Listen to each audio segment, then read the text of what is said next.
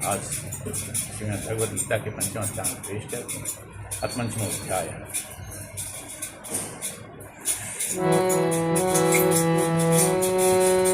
अर्जुन उवाच संन्यासं कर्मणां योगं शशि यच्छ्रेय एतयोरेकं तन्मे ब्रूहि सुनिश्चितम्। श्रीभगवानुवाच संन्यासः कर्मयोगस्य निःश्रेयस्सङ्करावुः तयोस्तु कर्मसन्न्यासात् कर्मयोगो विशिष्यते।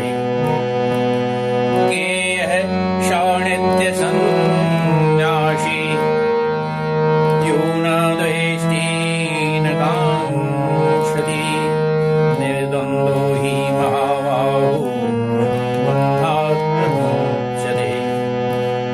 साङ्ख्ययोगो पृथग्बालाः प्रवदन्ति न पण्डिताः एकमप्यास्थितः सम्यग् उभयोर्विन्दते फलम्। यत् साङ्ख्यं प्राप्यते स्थानं तद्दूरेऽपि गम्यते। एकं साङ्ख्यं च योगं च यः पश्यति स पश्यति। संन्यासस्तु महाबाहो संन्यासस्तु महाबाहो यो युक्तो मुनिर्ब्रह्मजीवेनाधिगच्छति। योगयुक्तो विशुद्धात्मा विजितात्मा जितेन्द्रियः सर्वभूतात्मभूतात्मा ब्रह्मपि न लिप्यते। पंचम अध्याय गीता। भगवान श्री कृष्ण से अर्जुन कहते हैं संन्यासम कर्मणां कृष्ण प्रणयोगम न संशयि यच्छ्रेयः एतयोरेकं तन्मे ब्रूहि सुनिश्चितम्।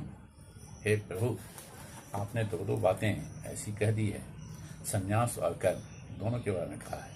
हे कृष्ण, आप कर्मों के संन्यास की या फिर कर्मयोग की प्रशंसा करते हैं, दोनों की प्रशंसा करते हो। इसलिए इन दोनों में से एक मेरे लिए उत्तम हो, जो अच्छा हो, जो भली भांति निश्चित कल्याणकारक साधन हो, उसको कहिए। भगवान श्री कृष्ण कहते हैं संन्यासः कर्मयोगस्य निःश्रेयस्सङ्करावुः तयोस्तु कर्म संन्यासात् कर्मयोगो विशिष्यते। संन्यास और कर्मयोग जो दोनों हैं वो दोनों ही परम कल्याण के करने वाले हैं, लेकिन उन दोनों में भी कर्म संन्यास से कर्मयोग जो है साधन वो सुगम होने से अच्छा है, श्रेष्ठ है। सुगम क्यों है? तो ज्ञेयः स नित्यसन्न्यासी यो न द्वेष्टि न काङ्क्षति निर्द्वन्द्वो हि महाबाहो सुखं बन्धात् प्रमुच्यते। हे अर्जुन, जो पुरुष न किसी से द्वेष करता है और न किसी की आकांक्षा करता है, किसी चीज की कोई जरूरत उसका महसूस नहीं होता, किसी चीज की इच्छा नहीं प्रकट करता है, वह कर्मयोगी सदा सन्यासी समझने योग्य है। वह महाकर्मयोगी है, वह सन्यासी है। क्योंकि राग द्वेषाली द्वंद्वों से रहित पुरुष सुखपूर्वक संसार बंधन से मुक्त हो जाता है। न राग है उसको, न द्वेष, इसलिए वह मुक्त हो जाता है। और आगे कहते हैं भगवान सांख्य योगो पृथग्वाला प्रवदन्ति न पंडिता एकमप्यस्थिता सम्यक् उभयो विन्दते फलम्। उपयुक्त संन्यास कर्म योग को मूर्ख लोग पृथक अलग, दोनों अलग नहीं, दोनों को एक ही है।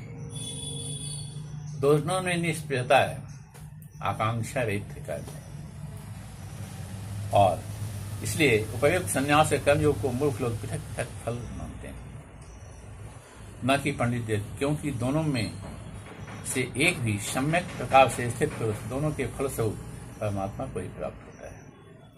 दोनों से परमात्मा को प्राप्त किया जा सकता है। यत् सांख्यै प्राप्यते स्थानं तद्योगै गम्यते एकम सांख्यम च योगम च यः पश्यति पश्यति। जो सांख्य योग से भगवान को प्राप्त करते हैं वह कर्म योग से भी भगवान को पा सकते हैं। इसलिए दोनों का स्थान एक है।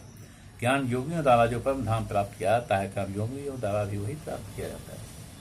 दोनों में कोई भेद नहीं। इसलिए जो पुरुष ज्ञान योग और कर्म योग को हर रूप में एक देखता है वही यथार्थ देखता है। अब भगवान आगे कहते संन्यासस्तु महाबाहो तु म योगतः योग युक्तो मुने ब्रह्म न चैनाधिगच्छति। परंतु हे अर्जुन, कर्म योग के बिना संन्यास अर्थात मन इंद्रिय और शरीर द्वारा होने वाले संपूर्ण कर्मों में कर्तापन का त्याग प्राप्त होना कठिन है। भगवत स्वरूप को मनन करने वाली कर्म योगी ब्रह्म परमात्मा को शीघ्र ही प्राप्त हो जाता है। ये मन को बस में करना दिक्कत है। कर्म योग के बिना संन्यास प्राप्त नहीं हो सकता है। इसलिए संन्यास से पहले मनुष्य को कर्म योग करना ही पड़ता है। जब कर्म योग निरत हो जाता है तभी उसका उसको फल मिलता है। योग युक्तो विशुद्धात्मा वेदात्मा जितेन्द्रिय सर्वभूतात्मा भूतात्मा प्रवर्ण न लिप्यते। भगवान कहते हैं जिसका मन अपने बस में है, जो जितेंद्रिय विशुद्ध अंतःकरण वाला है और संपूर्ण प्राणियों को आत्मरूप परमात्मा ही जिसकी आत्मा है, ऐसा कर्मयोगी कर्म करता हुआ भी लिप्त नहीं